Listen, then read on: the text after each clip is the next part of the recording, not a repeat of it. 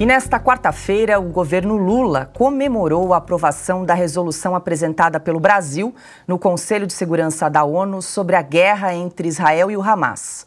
No entanto, trata-se de uma proposta que não condena os ataques do grupo terrorista. Em comunicado, o Ministério das Relações Exteriores afirmou que recebeu com satisfação a aprovação da primeira resolução para o conflito.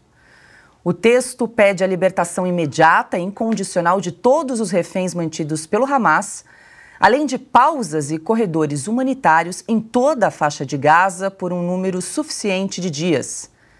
O governo israelense criticou a resolução. O Ministério das Relações Exteriores israelense emitiu um comunicado no qual chama a proposta brasileira de desconectada da realidade. Adalberto Piotto, muito boa noite. Depois, então, de 4 tentativas, o Conselho de Segurança da ONU aprovou ontem, então, essa resolução, mas o texto não condena os ataques do grupo terrorista Hamas. Muito boa noite. Boa noite, Paulo. Não tem nenhuma garantia que vai realmente dar certo. E vou explicar o porquê aqui, segundo o que a gente consegue apurar. Boa noite a você, boa noite à nossa audiência, Silvio, Augusto, Constantino, lá dos Estados Unidos. A questão é muito simples. Essa proposta tentou olhar para cada um dos lados e ofertar alguma coisa. Primeiramente, é a devolução dos reféns, que é o que interessa a Israel e que é uma questão humanitária. E segundo, também uma pausa nesses ataques de Israel na busca por terroristas na faixa de Gaza e permitindo, obviamente, a ação de todas as equipes de socorro. O problema é que quando você conversa com Israel, que é um Estado legítimo, com cadeira nas Nações Unidas, é com quem você pode conversar e pode assumir compromissos, de quem você pode cobrar, é uma coisa. A outra é como é que você vai ter alguma garantia de que o Hamas, primeiramente, vai assumir. E quem é o Hamas exatamente nessa história?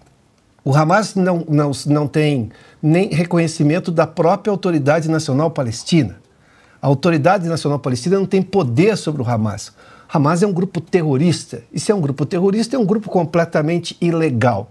Ontem eu fazia menção aqui dessa falsa equivalência que às vezes você vê em parte da imprensa, de quando você tem mortes numa operação policial, entre as mortes são causadas por traficantes e mortes causadas por policiais, que obviamente são efeitos colaterais que podem acontecer, lamentavelmente podem acontecer.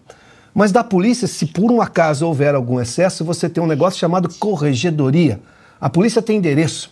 A polícia você sabe quem é, você pode eventualmente levar a um processo para saber se houve ou não esse excesso. Quem vai fazer isso com o traficante que está lá nessa área tomada pelo tráfico? Levando-se pela lógica internacional, é a mesma coisa. Eu posso pedir a Israel que faça concessões nessas pausas humanitárias nos ataques para poder atender à entrada de grupos de ajuda, mas quem vai dizer que o Hamas, por exemplo, vai entregar os reféns? Porque, vamos lá, para ter efetividade eu preciso ter garantia de ação dos dois lados. Daí você volta à questão da ONU. A ONU vai garantir isso como? É só um apelo? É uma resolução com apelo? Porque a ONU deveria, então, neste caso, partindo-se pela lógica de enviar os capacetes azuis, essas tropas da ONU, para poder fazer este trabalho. Fará isso? Não, nada aponta que isso vai acontecer. Se isso não vai acontecer, de Israel pode-se pedir alguma coisa e pode-se controlar.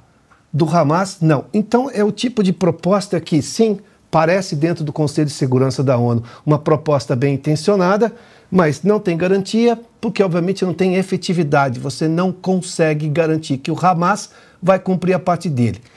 E dentro da lógica cronológica de como os fatos aconteceram, quem foi que invadiu, quem foi que fez vítimas, pessoas civis, reféns nessa história, com tudo aquilo que a gente viu de atrocidade.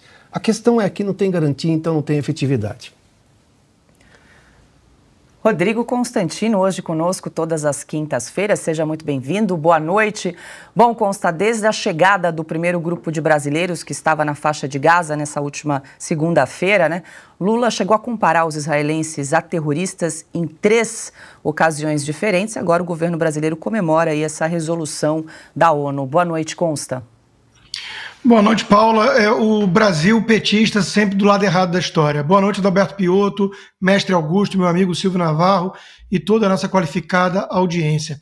Veja, a analogia que o Piotto faz entre tráfico de drogas e polícia levando isso para o âmbito de Oriente Médio, Hamas representando os marginais, né?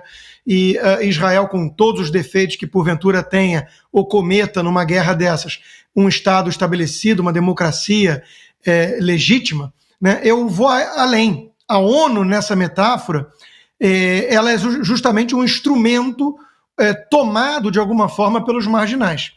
E o Lula sempre se colocando do lado também dos bandidos da história, né? Eu volta e meia tenho algum problema com narrativas dicotômicas, binárias, parece coisa às vezes infantil, o bem versus o mal, mas eu quero lembrar que Ronald Reagan tinha exatamente essa clareza moral e isso foi muito importante na Guerra Fria. O Papa João Paulo II, que tanta saudade nos deixa, ele também tinha essa visão. Então, nesse caso, a falsa equivalência moral é o grande problema.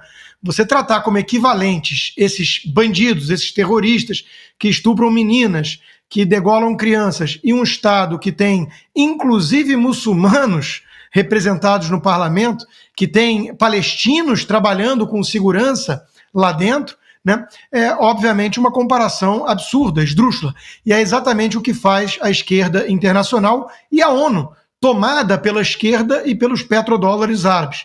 Faz muito tempo que a ONU vem perdendo total relevância, né, no jogo da geopolítica. Ela é um palco de discursos, às vezes bonitinhos, que soam bem intencionados, e às vezes absurdos mesmo. E em termos de efetividade, de resultados concretos, aí é uma nulidade, não consegue entregar nada. Por quê? Porque não tem essa clareza moral que tinha Reagan, que tinha João Paulo II, que tinha Thatcher.